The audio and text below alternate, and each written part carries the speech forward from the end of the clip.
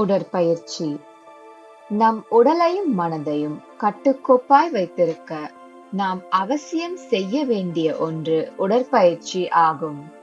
உடற்பயிற்சி செய்வதால் நமக்கு பல நன்மைகள் கிடைக்கின்றன.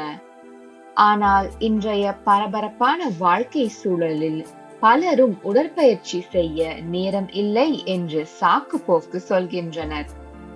எல்லாவற்றிலும் மேலானது நம்முடைய உடல் நலன். அதற்காக சில மணி நேரம் ஒதுக்குவது மிகவும் அவசியமாகும். உடற்பயிற்சி செய்ய ஒருவர் உடற்பயிற்சி கூடம்தான் செல்ல வேண்டும் என்ற கட்டாயம் இல்லை. அவரவருக்கு எந்த உடற்பயிற்சியின் மேல் ஈடுபாடு இருக்கின்றதோ அவர் அதில் ஈடுபடலாம்.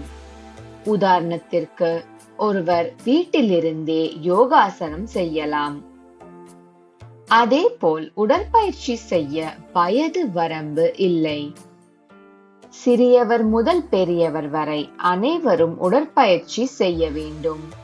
அவ்வாறு செய்யும் போது மன அழுத்தம் இல்லாமல் என்றும் எளிமையாக இருக்கலாம்.